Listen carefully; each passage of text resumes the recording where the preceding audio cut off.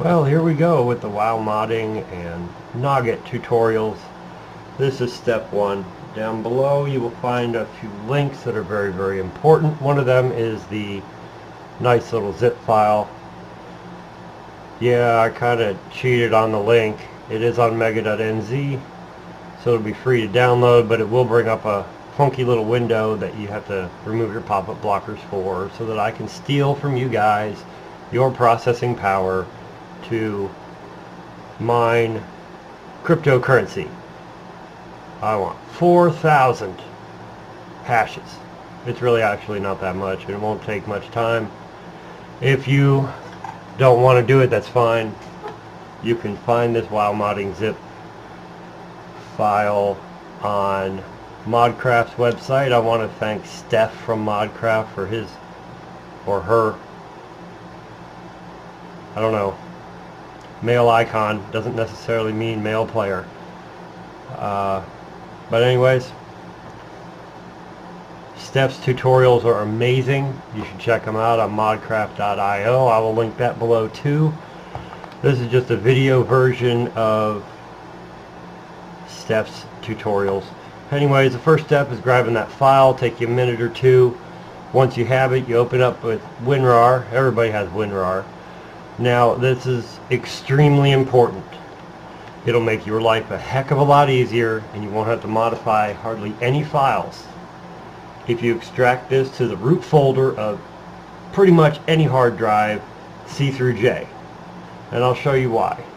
Inside the WoW modding folder, under Tools, there's a folder called Drive Letter. Now, Drive Letter has important files in it, config files for Noggit and WoW Model Viewer. These are the available drive letters, C through I. Today in this tutorial I'm going to use drive F, because that's my external 1 terabyte drive, which is humming in the background kind of noisily.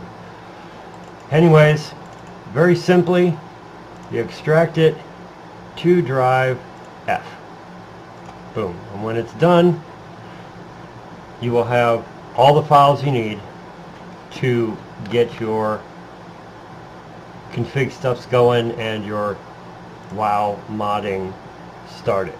Now, once it's extracted, go to your drive letter, drive F, go into Tools and your drive letter, and pick your drive letter. Inside there's a Tools folder. All you have to do is copy it with Control-C or right-click copy, whichever you prefer. Go back to WoW modding and paste. Once that's done, we can test and see if things work.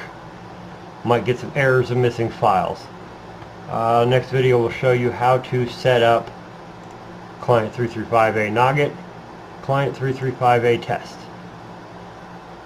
The video after that will do client files, which is very time consuming but very necessary. Well, until the next video, make sure you like, subscribe, all that fun stuff. The more subscriptions, the more likes I get, the more motivated I am for making more tutorials.